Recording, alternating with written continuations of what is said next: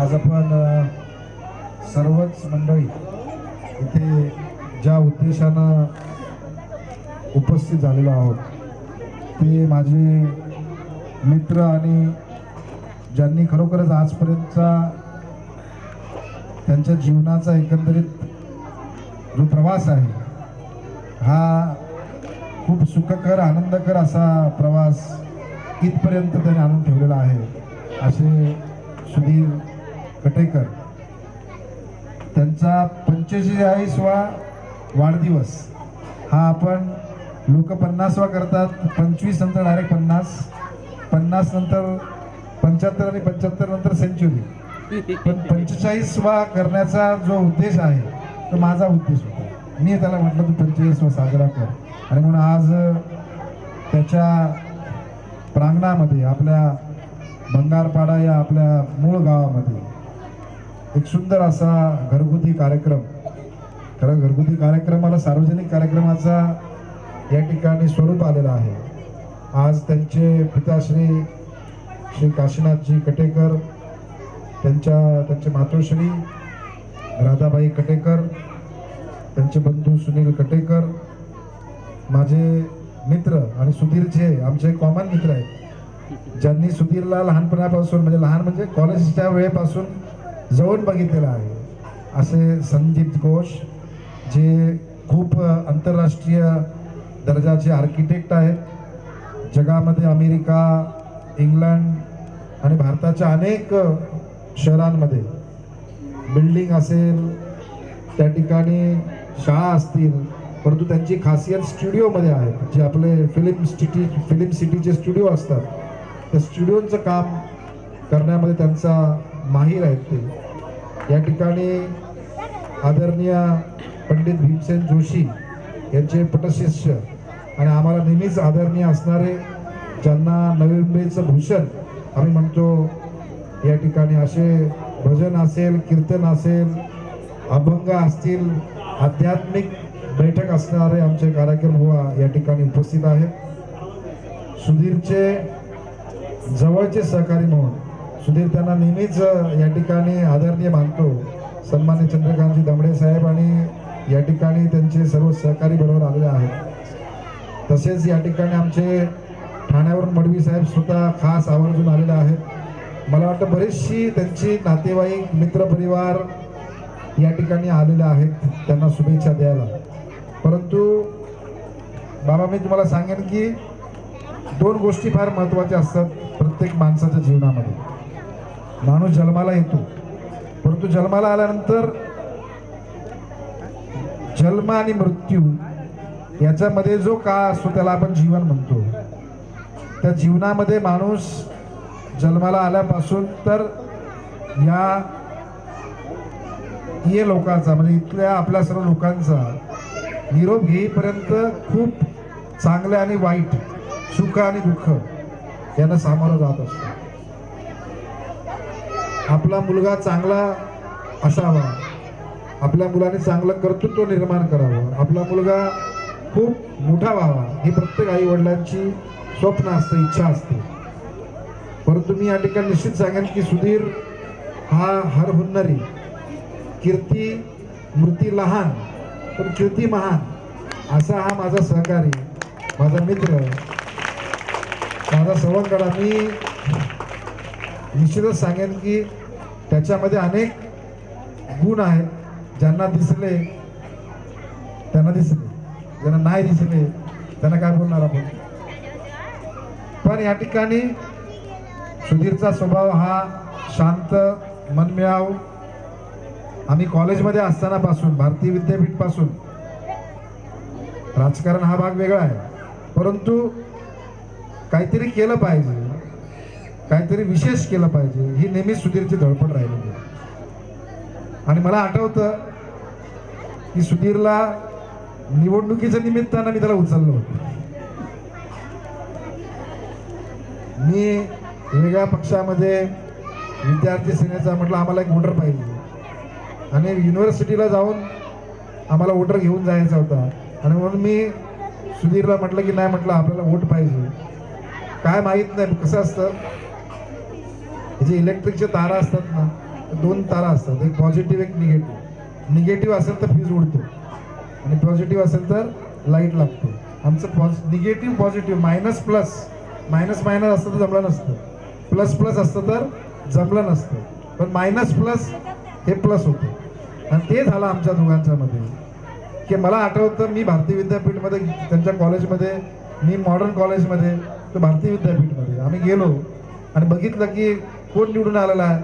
म्हटलं आपल्या गावालाच आहे. कुठला आहे तर म्हणजे भंगारपाड्याचा. भंगारपाडा म्हणजे मला माहिती आहे, कारण पारगावला दापोड्याला मी बऱ्याच वेळा यायचो, परंतु भंगारपाड्यामध्ये कधी यायचं कधी आला नाही. परंतु या निमित्तानं माहीत नाही, परंतु एक वैचारिक बैठक आमची एक होती, आमचे विचार जुळले आणि तुम्हाला सांगतो की जी आमची मैत्री जमली ती फक्त आता वरचाच, खालती काय नाही. आणि याच्यामध्ये ह्या मैत्रीमध्ये कुठेही लाभ होईल, फायदा होईल, मला काय मिळेल हे आमच्या डोक्यातही नव्हतं. कारण आम्हाला काय माहिती होतं की त्यावेळेस कॉलेजमध्ये आम्ही काय पुढे जाणार आहोत. परंतु मी स्वतः बघितलं की सुधीर बोलला तेव्हा मी राज ठाकरेंच्या समोर त्याला उभं केलं आणि सुधीरला ठेवलं कुठे आम्ही, सेना भवनच्या खाली. मला राजसाहेब बोलले काय करायचं, म्हटलं काय नाही साहेब, तो बिंदास आहे, 4-5 दिवस नाही ठेवला तरी आई वडील काय विचारणार नाही. आणि उन्मेष जोशींना मतदान करायचं. मनोहर पंत जोशी आपल्या या महाराष्ट्राचे माजी मुख्यमंत्री आणि देशाचे लोकसभेचे अध्यक्ष झाले, स्पीकर झाले. त्यांचे चिरंजीव उन्मेष जोशींना सिनेटला मतदान करायचं होतं, त्यावेळेस याला उचललं होतं. आणि मी म्हटलं की काय हरकत नाही. हा बोलला मी तर मतदान करतो, पनवेलचं पण घेऊन येतो. आणि आमचं जे नातं जुळलं ते फार वेगळं नातं आहे. जसं मी सांगितलं की प्रत्येक माणसाचा, कोणीही माणूस असेल, कुठेतरी स्वार्थ असतो. दोन गोष्टी आपण म्हणतो की स्वार्थात परमार्थ आणि परमार्थात स्वार्थ, बरोबर की नाही.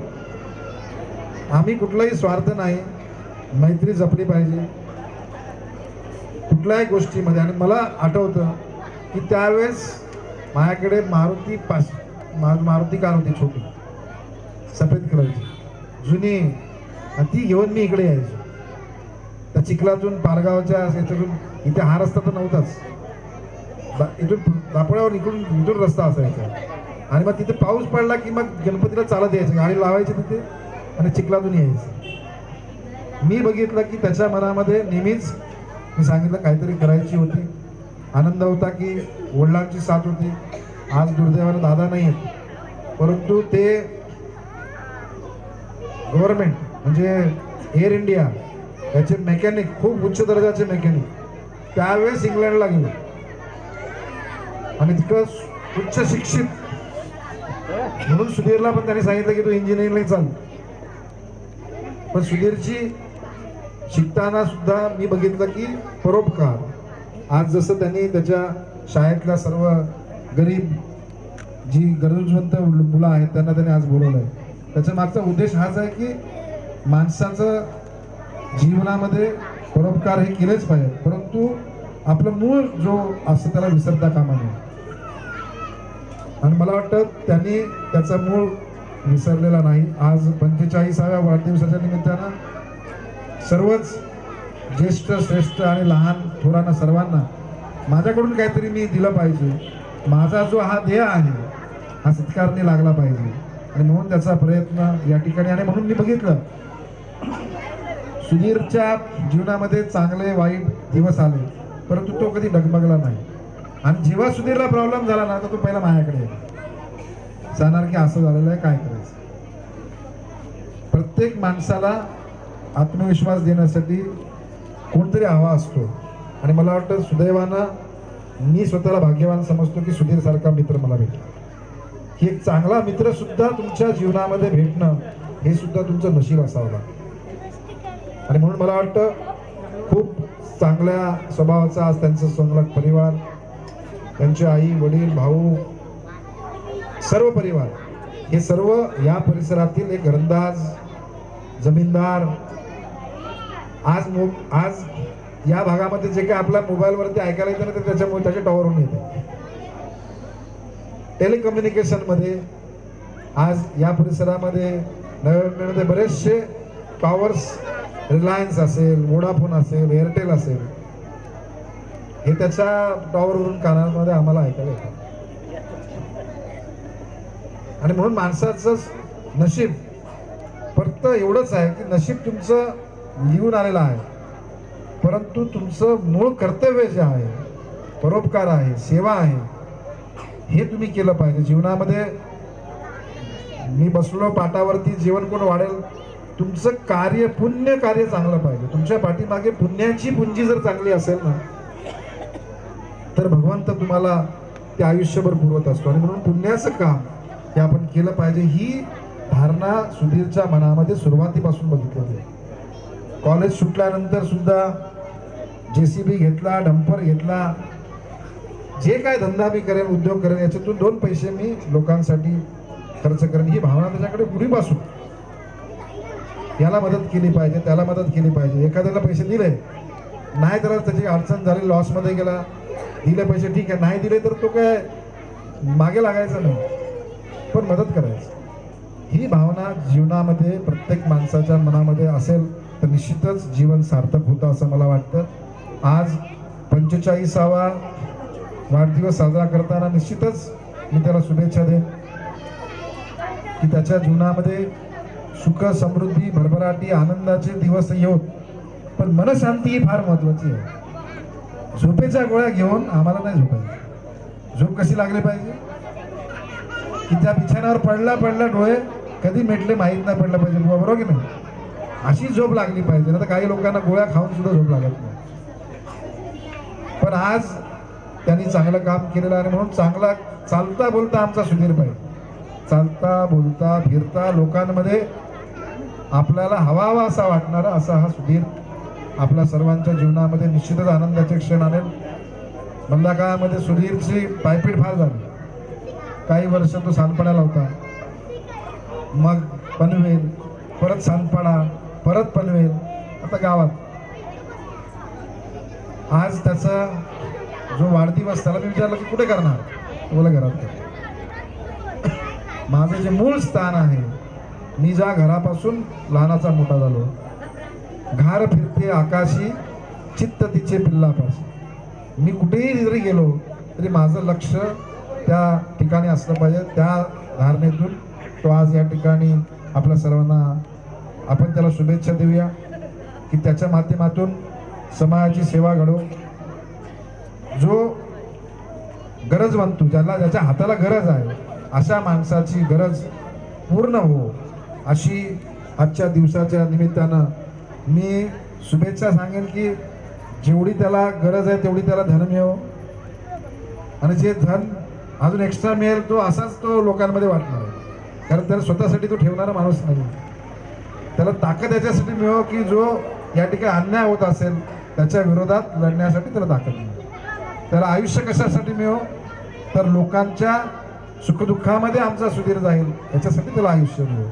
म्हणजे त्याचा प्रत्येक क्षण हा लोकांसाठी समर्पित व्हावा, ही शुभेच्छा आजच्या दिवसाच्या निमित्तानं मी त्याला देतो. आणि भविष्यामध्ये त्याच्याकडून असंच चांगलं कार्य राहो. 45व्या वाढदिवसाला तुम्ही आम्हाला इथे आमंत्रित केलेलं आहे, म्हणजे 50वा नक्कीच करायचा. आणि 50वा वाढदिवस हा अजून मोठ्या स्वरूपामध्ये समाजासाठी घडो, अशीच सदिच्छा मी आपल्या सर्व मित्रपरिवाराच्याकडून आपल्याला देतो. आणि आपलं या ठिकाणी माझं जे काही संभाषण आहे मी या ठिकाणी थांबवतो. धन्यवाद. गुरुं शांतं सच्चिदानंद विग्रहं पूर्ण ब्रह्म परानंदम ईशम आनंदी वल्लभम. आपला सर्वांचं दैवत ज्ञानेश्वर माऊली आहे. ज्ञानेश्वर माऊलीने आपल्या ग्रंथामध्ये 2 शब्द वापरले, एक विवेक आणि दुसरा धैर्य. याच्या नावामध्येच धैर्य आहे, म्हणजे धीर आहे, आणि त्याच्या पाठीमागे सु आहे. प्रत्येक चांगल्या कामासाठी धीराने जो जगला त्याचं नाव सुधीर त्यांनी सार्थक केलेलं आहे असं मला म्हणायचं. 2 जीवाभावाच्या मैत्रीचं आपण आज या ठिकाणी प्रात्यक्षिक बघतो आहोत. एक गगनाला गवसणी घातलेला मित्र आहे, तर त्या मित्राला जवळ घेऊन त्याला गगनापर्यंत नेण्याचं सामर्थ्य किती मैत्रीमध्ये असतं, ही मैत्री आज आम्हाला या ठिकाणी प्रत्यक्षात पाहायला मिळाली. आणि हा कृतकृत्य सोहळा आहे. प्रत्यक्ष माता पित्यांच्या समोर आपल्या मुलाचं कौतुक आपल्या जन्मगावामध्ये होणं आणि त्याच्यासाठी अनेक मान्यवर या ठिकाणी आलेले आहेत, यापेक्षा अधिक भाग्याचा क्षण मला वाटतं जीवनामध्ये फार क्वचित असेल. नाईक साहेबांनी सांगितलं त्या जीवनामध्ये अनेक स्थित्यंतर असतात आणि त्याच्यासाठी आपण परमेश्वरावर श्रद्धा ठेवूनच जगावं, हा त्यांचा अतिशय मोलाचा संदेश या नवीन पिढीला पण आणि प्रत्येक माणसाला आवश्यक आहे. तुमच्याकडे पुण्य असेल तर परमात्मा तुम्हाला पुढे नेतो. मला वाटतं सुधीरच्या आईवडिलांच्याकडून त्यांना एवढं पुण्य मिळालेलं आहे की ते सगळं परिवारालाच पुढे पुढे नेतील. आणि अशा या मित्राचा, अशा या महान व्यक्तीचा आम्हाला या ठिकाणी येऊन अभिष्टचिंतन करण्याचा योग आला. जगद्गुरू संत तुकाराम महाराज स्मारक समितीच्या वतीने मी सुधीरजींना शुभेच्छा देतो.